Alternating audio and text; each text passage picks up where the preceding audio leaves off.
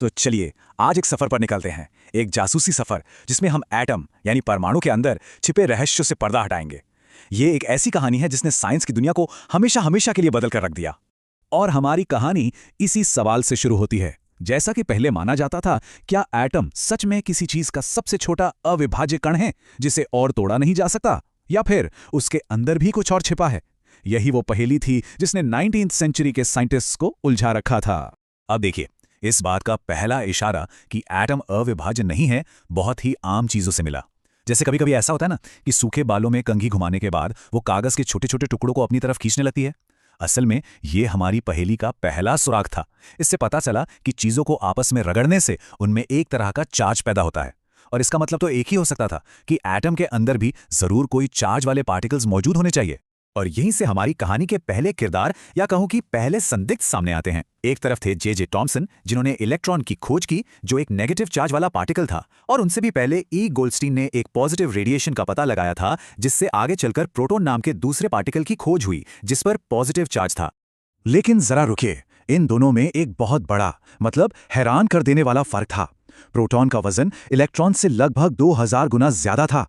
सोचिए, 2000 गुना! ये कोई छोटी मोटी बात नहीं थी, और यही वो सुराग था जो आगे चलकर पूरी पहेली को सुलझाने में काम आया। तो अब हमारे पास दो टुकड़े तो थे, एक पॉजिटिव एक नेगेटिव, प्रोटॉन और इलेक्ट्रॉन। लेकिन सवाल ये था कि ये एक एटम के अंदर फिट कैसे होते हैं। इस पहेली को जोड़ने की पहली कोशिश की जे टॉमसन ने। ये हैं वो शख्स जे टॉमसन। इन्हें इलेक्ट्रॉन की खोज के लिए 1906 में फिजिक्स का नोबेल प्राइज भी मिला, और यही वो पहले जासूस थे जिन्होंने हिम्मत करके एटम के अंदर की एक तस्वीर बनाने की कोशिश की। और उन्होंने जो मॉडल दिया ना, वो बड़ा मजेदार था। इसे हम तरबूज मॉडल के नाम से जानते हैं। जरा सोचिए, एक तरबूज। टॉमसन ने कहा कि पूरा एटम तरबूज के लाल गूदे की तरह पॉजिटिव चार्ज से भरा है, और जो नेगेटिव इलेक्ट्रॉन्स हैं वो इसमें बिल्कुल तरबूज के बीजों की तरह धंसे हुए हैं। और पता है इस मॉडल की सबसे बड़ी जीत क्या थी? इसने ये समझा दिया कि एटम न्यूट्रल क्यों होते हैं, मतलब उन पर कोई चार्ज क्यों नहीं होता। सीधा सा हिसाब था, जितना पॉजिटिव चार्ज उतना ही नेगेटिव चार्ज, दोनों ने एक दूसरे को कैंसिल कर दिया। ये एक बहुत बड़ी कामयाबी थी, पर कहानी में अभी एक ट्विस्ट आना बाकी था। और अब कहानी में एंट्री होती है अर्नेस्ट रदरफोर्ड की। यहीं से हमारी जासूसी कहानी में एक जबरदस्त चौंकाने वाला मोड़ आता है।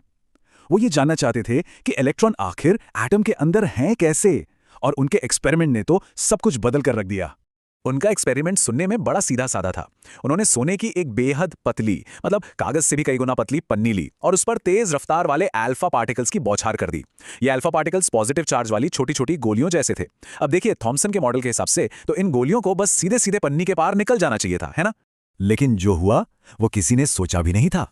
हाँ, ज्यादातर पार्टिकल्स तो सीधे निकल गए, कुछ अपनी राह से थोड़ा सा भटक गए। लेकिन, और यही सबसे हैरान करने वाली बात थी, हर 12,000 में से एक पार्टिकल सोने की उस पतली सी पन्नी से टकराकर सीधा वापस आ गया। रदरफोर्ड खुद इन नतीजों से इतने हैरान थे कि उनके अपने शब्द थे, ये उतना ही अविश्वसनीय था जैसे कि कोई 15 इंच के तोप के गोले को टिश्यू पेपर के एक टुकड़े पर मारे और वो वापस आकर उसी को मार दे। सोचिए कितना बड़ा शौक रहा होगा। तो बस इस एक एक्सपेरिमेंट ने टॉमसन के तरबूज मॉडल को पूरी तरह से गलत साबित कर दिया। रदरफोर्ड इस नतीजे पर पहुंचे कि एटम का ज्यादातर हिस्सा तो एकदम खाली है, और उसका सारा का सारा पॉजिटिव चार्ज और लगभग पूरा वजन एक बहुत ही छोटी सी घनी जगह पर सिमटा हुआ है। उन्होंने इस सेंटर को नाम दिया न्यूक्लियस, यानी नाभिक।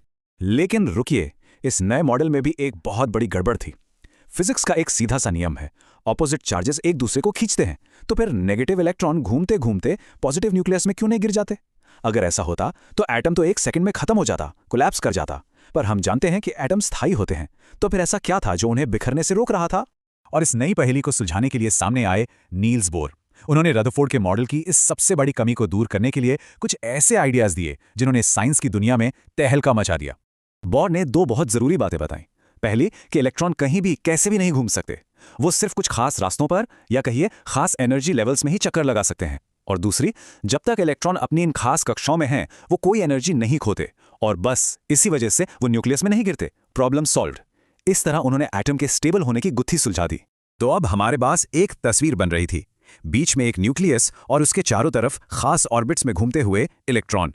लेकिन कहानी में एक आखिरी किरदार की एंट्री अभी बाकी थी। तो देखिए, हमारी ये जासूसी कहानी कई दशकों में फैली। 1904 में टॉमसन का इलेक्ट्रॉन, 1911 में रदरफोर्ड का न्यूक्लियस, 1913 में बोर के स्टेबल ऑर्बिट्स, ये सब बड़े मील के पत्थर थे। और फिर 1932 में जेम्स चैडविक ने इस पहेली का आखिरी टुकड़ा खोज निकाला। एक ऐसा पार्टिकल जिस पर कोई चार्ज नहीं था और जिसका वजन लगभग प्रोटॉन के बराबर था। इसे नाम दिया गया न्यूट्रॉन। और इसके साथ ही एटम की हमारी आज की तस्वीर लगभग पूरी हो चुकी थी। तो चलिए फटाफट से सब कुछ एक साथ देख लेते हैं। एटम के सेंटर में यानी न्यूक्लियस में होते हैं पॉजिटिव प्रोटॉन और न्यूट्रल न्यूट्रॉन, और इस न्यूक्लियस के चारों तरफ अपने अपने फिक्स एनर्जी ऑर्बिट्स में चक्कर लगाते हैं नेगेटिव इलेक्ट्रॉन्स। और मजे की बात यह है कि बस इन्हीं 3 चीजों की संख्या तय करती है कि कोई एलिमेंट क्या है। जैसे हाइड्रोजन में सिर्फ 1 प्रोटॉन और 1 इलेक्ट्रॉन है, कार्बन में 6 प्रोटॉन, 6 न्यूट्रॉन और 6 इलेक्ट्रॉन्स हैं जो 2 अलग अलग ऑर्बिट्स में बटे होते हैं। वहीं सोडियम में 11 प्रोटॉन्स हैं और उसके इलेक्ट्रॉन 3 ऑर्बिट्स में फैले होते हैं।